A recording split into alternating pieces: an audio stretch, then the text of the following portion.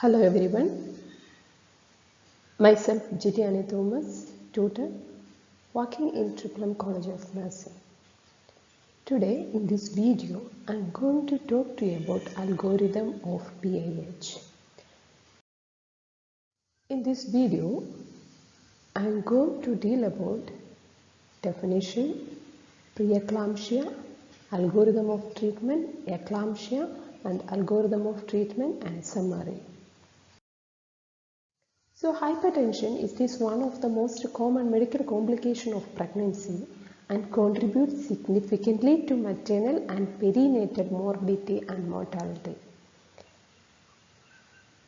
Hypertension is a sign of an underlying pathology which may be pre-existing or appears for the first time during pregnancy. The identification of this clinical entity and effective management play a significant role in the outcome of pregnancy, both for the mother and baby. And what is the definition of PAH? PAH means pregnancy-induced hypertension. It is defined as the hypertension that develops as a direct result of the gravid state. It includes gestational hypertension, preeclampsia and eclampsia. What is preeclampsia? Preeclampsia, it is a multi-system disorder of unknown etiology characterized by development of hypertension to the extent of 140 by 90 mm of Hg or more with proteinuria after the 20th week in a previously normotensive or non-proteinuric woman. So we will move on to the algorithm of treatment. So long as the etiology of preeclampsia remains obscure, the treatment is mostly empirical and symptomatic. While measures are directed to relieve edema and hypertension, there is no specific therapy for proteinuria which automatically subsides with the control of hypertension. What all are the objectives of treatment?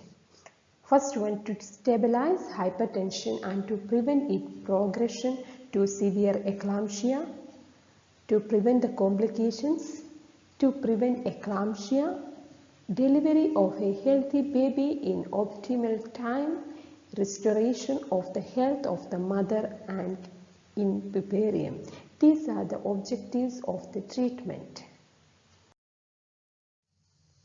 Hospital management. Ideally, all patients of preeclampsia are to be admitted in the hospital for effective supervision and treatment. There is no place of domiciliary treatment is established. However, in some centers, cases of preeclampsia are managed in a daycare unit. In the hospital management, rest is important. Admission in hospital and rest is helpful for continued evaluation and treatment of the patient. While in bed, patient should be in left lateral position as much as possible to lessen the effect of venous cavern compression. When the patient is in rest, it will increase the renal blood flow, that is diuresis. Secondly, increases the uterine blood flow, it improves the placental perfusion, and thirdly, reduces the blood pressure. However, complete bed rest is not essential for the PAH mothers. Diet. The diet should contain adequate amount of daily protein, that is about 100 gram. Usual salt intake is permitted. Fluid need not be restricted. Total calorie approximately 1600 calories per day, that is the diet. Next is the diuretics. The diuretics should not be used injudiciously as they cause harm to the baby by diminishing the placental perfusion and by electrolyte imbalance. The most potent diuretic commonly used is furosemide, that is Lasix 40 mg, given orally after breakfast for 5 days in a week. In acute condition, intravenous route is preferred. Antihypertensives. Antihypertensive drugs have limited value in controlling blood pressure due to preeclampsia. The indication for the use of antihypertensives are: first one, persistent rise of blood pressure, especially where the diastolic pressure is over 110 mm of Hg. The use is more urgent if associated with proteinuria. In severe preeclampsia, to bring down the blood pressure during pregnancy and labor. Here in this slide you can see the treatment of mild preeclampsia. In the mild preeclampsia, the drug of choice are methyl-dopa, labetalol, nifedipine, hydralazine. So in the methyl-dopa, the starting dose is 250 mg twice a day and maximum dose 1 gram TDS. There is some contraindication. Depression and breastfeeding can continue. And labetalol, it is an alpha-beta antagonist. The starting dose is 100 mg BD and the maximum dose is 600 mg QID. The contraindication is asthma. And nifedipine SR, it is a calcium channel antagonist. The starting dose is 10 mg BD and the maximum dose is 40 mg BD. Hydralazine, it is a vasodilator and starting dose of this drug is 25 mg TDS and the maximum dose is 75 mg QID. In this all medication, we can give breastfeeding to the baby. The commonly used drugs in the management of hypertensive crisis. The drugs are labetalol, hydralazine, nifedipine, nitroglycerin and sodium nitroprusside.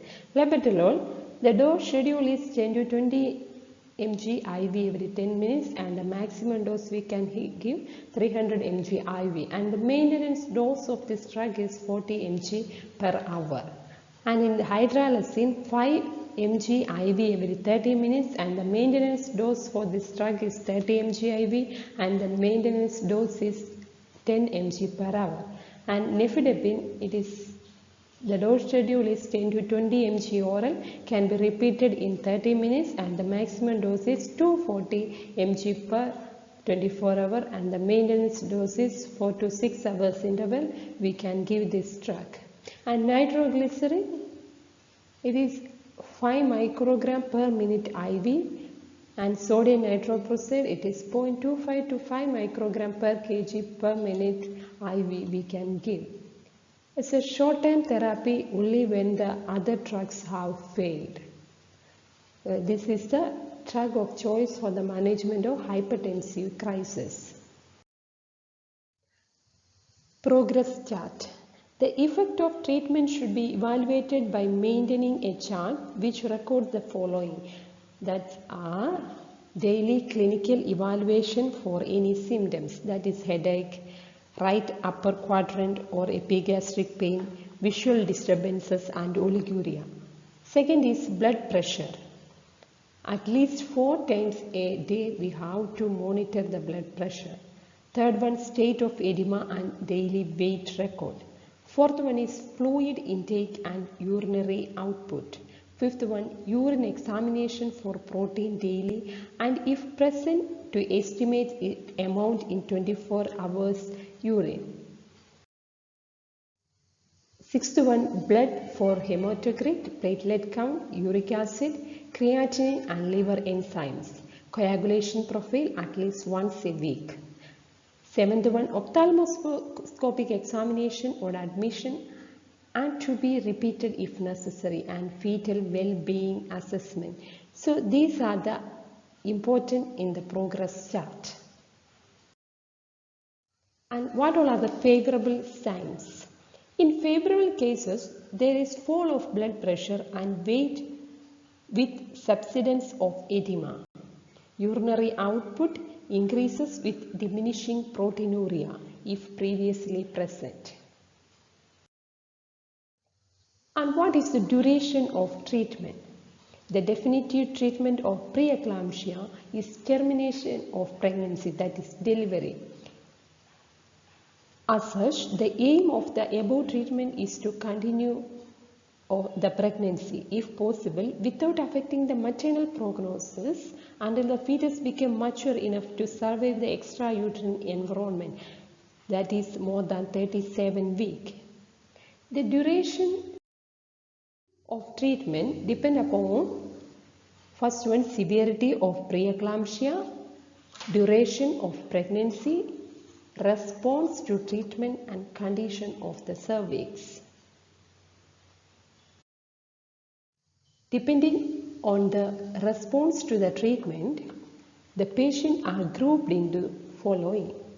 First one, pre-eclamptic features subside and hypertension is mild. Partial control of the pre-eclamptic features but the blood pressure maintain a steady high level. And third one, persistently increasing BP to severe level. These are the three groups. And group A. Group A is pre-eclamptic features subside and the hypertension is mild. In that case, if the duration of pregnancy is remote from term, the patient may be discharged with advice to attend the antenatal clinic after 1 week. And these women are not cured as majority, 90% develop recurrence. If the patient is near term, she should be kept for few days till the completion of 37th week. Thereafter, decision is to be taken either to deliver her or to wait for spontaneous onset of labor by the due date. And it is not wise to allow the pregnancy to continue beyond the expected date. This is the treatment in group A. And what is in group B? If the pregnancy is beyond 37 completed weeks, delivery is to be considered without delay. If less than 37 weeks, expectant treatment may be extended judiciously at least up to 34 weeks, and careful maternal and fetal well-being are to be monitored during the period. This is for the partial control of pre-eclamptic features, but the blood pressure maintain a steady high level. That is the group B treatment. And in group C, that is a persistently increasing BP to severe level despite the use of antihypertensives. The couple should be counseled and the termination of pregnancy, that is delivery, is considered irrespective of duration of gestation, and seizure prophylaxis, that is magnesium sulfate, should be started for these patients, and steroid therapy is considered if the duration of pregnancy is less than 34 weeks and it prevents neonatal anti-S, IVH and maternal thrombocytopenia. So these are the three groups of treatment. And what all are the methods of delivery? There are two methods of delivery, that is induction of labor and cesarean section. We will see one by one. Induction of labor. There are some indications for this one. First one is aggravation of the pre-eclamptic features in spite of medical treatment and or appearance of newer symptoms such as epigastric pain. Second one, hypertension persists in spite of medical treatment with pregnancy reaching 37 weeks or more. Third one, acute fulminating preeclampsia irrespective of the period of gestation. And fourth one, tendency of pregnancy to overrun the expected date. These all are the indication of induction of labor. The methods are, if the cervix is ripe, and then we can go for the surgical induction, that is low rupture of membrane, that is one of the choice. And then oxytocin infusion can be added.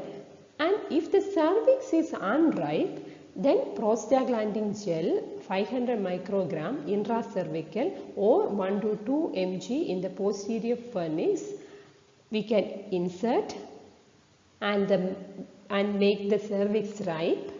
Then low rupture of the membrane we can perform. In severe preeclampsia, antihypertensive drugs should use during induction. These are the methods for the induction of labor. Next one is the cesarean section indication. In the cesarean section, when an urgent termination is indicated and the cervix is unfavorable, that is unripe or closed, severe preeclampsia with a tendency of prolonged induction, that is delivery interval, then associated complication factors such as elderly primigravida, contracted pelvis, malpresentation, etc. The operation should be done by an experienced surgeon with the help of an expert anesthetist, and epidural anesthesia is preferred unless there is coagulopathy. This is about the cesarean section indication. How we will manage during labor? During labor, blood pressure tends to rise during labor and convulsion may be occur due to stress hormones. The patient should be in bed. Antihypertensive drugs are given if the blood pressure becomes high. Blood pressure and urinary output are to be noted frequently so as to detect intermittent eclampsia. Prophylactic magnesium sulfate is started when diastolic BP is more than 110 and systolic BP is more than 160 mm of Hg, and MAP it is more than 125 mm of Hg. And careful monitoring of the fetal well-being is mandatory. Labor duration is curtailed by the low rupture of the membrane in the first stage, and then we can introduce forceps or vendos in the second stage. Intravenous ergometrin following the delivery of the anterior shoulder is withheld, and as it may cause further rise in blood pressure, so it should avoid. However, there is no contraindication of syndosing, IM or slow IV, and to keep the patient under close observation for several hours. In the puparium, the patient is to be watched closely at least 48 hours, the period during which convulsion usually occur. So we have to closely monitor the patient at least for 48 hours, and antihypertensive drug we can continue, and oral nifedipine 10 mg at every 6 hours is given until the BP remains below, and oral furosemide 20 mg a day for 5 days is to be found to improve recovery and to reduce the need of antihypertensive drugs in severe preeclampsia. This is we can monitor during puparium. And magnesium sulfate at least for 24 hours we can give in the puparium, and antihypertensive drug may be needed in women with severe hypertension and symptoms of acute fulminant preeclampsia during the postpartum period. The patient is to be kept in the hospital till the blood pressure is brought down to a safe level and proteinuria disappears. In breastfeeding women, labetalol, nifedipine or enalapril may be used on discharge. Methyl-dopa is avoided due to the risk of postpartum depression. So these are the things we have to see in the puparium. So in the preeclampsia, we seen that what is the algorithm of treatment. In the algorithm of treatment, we seen that the hospital management is important, and the diet, rest, diuretics, antihypertensive, and progressive chart, and then favorable signs, and the duration of treatment and method of delivery. It is induction of labor and cesarean section, and how we will manage during labor. This is all about the preeclampsia. Next we will move on to the eclampsia.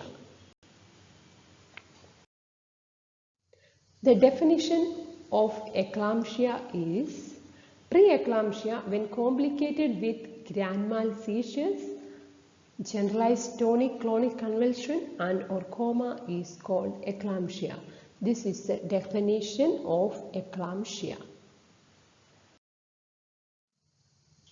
The algorithm of management. First one is the aim of management, prediction and prevention, first aid treatment outside the hospital, general management, that is medical and nursing management, specific management and obstetric management. The aim of the management are arrest the convulsion, maintenance of patent airway, breathing and circulation, oxygen administration at the rate of 8 to 10 liters per minute, terminate pregnancy, ventilatory support, prevention of complication, hemodynamically stable, prevention of life-threatening situation, postpartum care, medicine and regular follow-up. These all are the aim of the management in the eclamptic patients. Prediction and prevention. In majority of cases, eclampsia is preceded by severe pre-eclampsia. Thus, the prevention of eclampsia rests on early detection and effective institutional treatment with judicious termination of pregnancy during pre-eclampsia. However, eclampsia can occur by passing the pre-eclamptic state, and such as it is not always a preventable condition. Eclampsia may present atypical ways, hence it is at times difficult to predict. Use of antihypertensive drugs, anticonvulsant therapy and timely delivery are important steps. Close monitoring during labor and 24 hours of puerperium are also important in prevention of eclampsia. Unfortunately, 30 to 85% of cases of eclampsia remain unpreventable. Use of magnesium sulfate lower the risk of eclampsia. What is a first aid treatment outside the hospital? The patient either at home or in the peripheral health center should be shifted urgently to the tertiary referral care hospitals. There is no place of obstetric continuing the treatment in such places. Transport of an eclamptic patient to a tertiary care center is important. Such patient needs neonatal and obstetrical intensive care management. Transportation to hospital is very important. Important steps to transport are all the maternal records we have to keep with the patient. BP should be stabilized, convulsion should be arrested, magnesium sulfate is given, labetalol we can give to control the hypertension, diuretic is given if there is pulmonary edema, diazepam if used should be given 5 mg slowly over 1 minute period to avoid apnea and cardiac arrest. And one medical person or a trained midwife should accompany the patient in the ambulance equipped to prevent injury, recurrent fits and to clear the passage. And what is the general management for these patients? First one is supportive care. To prevent serious maternal injury from fall, to prevent aspiration, to maintain airway and to ensure the oxygenation. These are the aims of the supportive care.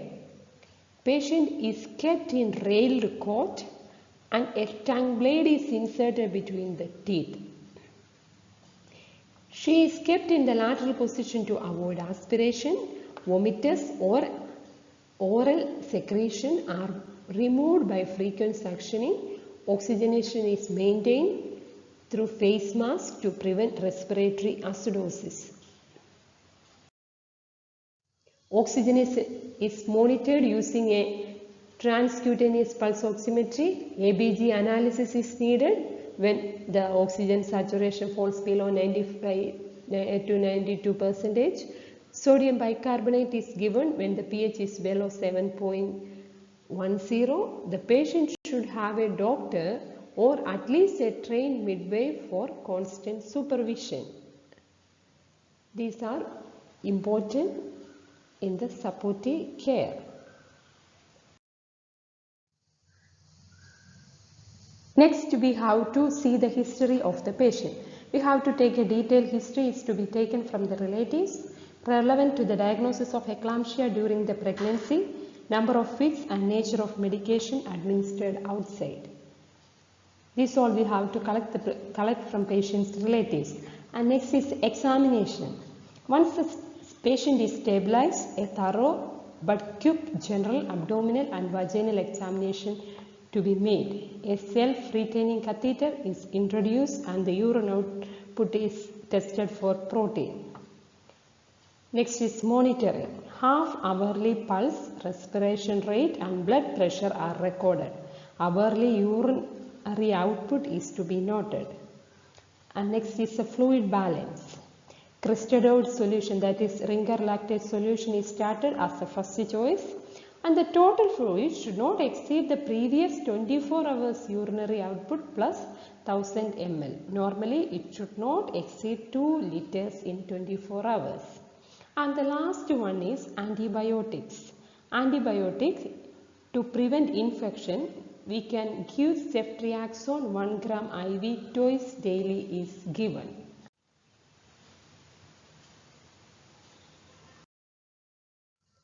The specific management of eclampsia, anticonvulsant and sedative therapy. The aim to control the fit and to prevent its recurrence. Magnesium sulfate is the drug of choice. It acts as a membrane stabilizer and neuroprotector. What all are the benefits of magnesium sulfate? It controls fits effectively without any depression effect to the mother or infant. It reduces the risk of recurrent fits. It reduces maternal death rate at 3% and it reduces perinatal mortality rate. In another video, there is detailed about the magnesium sulfate therapy. And other regimens are phenytoin, diazepam and lytic cocktail. Antihypertensives and diuretics. In spite of anticonvulsant and sedative regimen, if the blood pressure remains more than 160 by 110 mmHg, antihypertensive drugs should be administered. Drugs commonly used are hydralazine, labetalol, calcium channel blocker or nitroglycerin we can give. And presence of pulmonary edema require diuretics. In such case, furosemide should be administered in dose of 20 to 40 mg IV and repeated at intervals. Management during fits. If it is a premonitory stage, a mouth gag is placed in between teeth to prevent tongue bite or removed after clonic stage or phase is over. The air passage is to be clear of the mucus with mucus sucker. The patient's head is to be turned to one side, raising the foot end of bed facilitate posterior drainage of the upper respiratory tract. Oxygen is given until the cyanosis disappear. Status eclampticus. In status eclampticus, thiopentone sodium 0.5 gram dissolved in 20 ml of 5% dextrose that we can give an IV. Slowly we can give. And in unresponsive cases, cesarean section is ideal. Treatment of complication. If there is any complication, what we will do? Here we can do the antibiotics. It will reduce the complication like pulmonary and puerperal infection. And pulmonary and ARDS, furosemide 40 mg IV and followed by 20 gram of mannitolol IV, pulse oximeter is very useful in such patients. Aspiration of mucus from the tracheobronchial tree by suction apparatus to be done. For heart failure, oxygen inhalation, parenteral Lasix and digital we can use. For anuria, the dopamine infusion we can give. For hyperpyrexia, cold sponging and antipyretics are given. For psychosis patient, chlorpromazine or trifluoroperazine is quite effective. Though these are the treatment for the complication. In the intensive care, how we will monitor? The patient with multiple medical problems need to be admitted in intensive care unit where she is looked after by a team consisting of an obstetrician, physician and expert anesthetist. Cardiac, renal and pulmonary complications are managed effectively. Use of blood gas analyzer to detect hypoxia and acidosis, pulse oximetry and central venous pressure monitor should be done depending on the individual case or need. A deeply unconscious patient with raised ICP needs steroids and aortic therapy. If needed, CT scan and MRI we can use. What is the obstetrical management for the eclamptic patients? During pregnancy, in majority of cases with antepartum eclampsia, labor starts soon after the convulsion. But when the labor fails to start, the management is dependent upon the whether the fits are controlled or not, the maturity of the fetus. If the fits are controlled, there may be three conditions like baby mature, baby premature and baby dead. First one is the baby mature. Delivery should be done. If the cervix is favorable and there is no contraindication of vaginal delivery, surgical induction by lower rupture of membrane can be done. When the cervix is unfavorable, cervical ripening with prostaglandin gel could be achieved before ARM. If the cervix is unfavorable or there is obstetrical contraindication for the vaginal delivery, we can go for the cesarean section. If the baby is premature, that is less than 37 weeks, delivery is recommended in set of NICU. The underlying disease process of preeclampsia and eclampsia persists until the woman delivers. The disease process may flare up. Moreover, there is risk of convulsion and IUFD, intrauterine fetal death. Steroid therapy is given when the pregnancy is less than 34 weeks. Conservative management at early pregnancy may improve perinatal outcome. But this must be carefully balanced with maternal well-being. And the third one is baby death. The pre-eclamptic process gradually subsides and eventually expulsion of baby occurs. Otherwise, medical method of induction is started. Next is the fits are not controlled. Till now I told you about fits are controlled. Here the next one is fits are not controlled. If fits are not controlled with anticonvulsant within a reasonable period, that is 6 to 8 hours, termination of pregnancy should be done. During labor, what we will do? In the absence of any contraindication to vaginal delivery, as soon as the labor is established, lower rupture of the membrane is done to accelerate labor. What all are the indications for cesarean section? If there is uncontrolled fits, in spite of therapy, unconscious patient and poor prospect of vaginal delivery, and obstetrical indication, that is malpresentation. These all are the indication for cesarean delivery.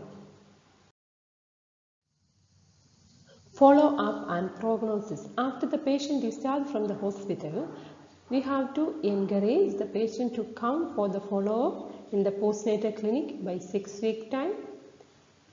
Persistence of hypertension, proteinuria and abnormal blood biochemistry necessitate further investigation and consultation with physician. Further pregnancy should be deferred till they are controlled. So these all are the management for eclamptic patients. So I would like to conclude this session. We've seen that what is hypertension in pregnancy. It is most common medical complication. Preeclampsia and eclampsia are the leading cause of maternal mortality and morbidity in India and worldwide. Prevention of eclampsia is dependent on early detection and management of preeclampsia. Magnesium sulfate is a drug of choice to control fits. Eclampsia should be managed in a tertiary care hospital. This is a scheme of obstetrical management of eclampsia. These are the references for these topics. Thank you everyone for watching the video. I hope you understood about the algorithm for PIH, preeclampsia and eclampsia. Thank you all.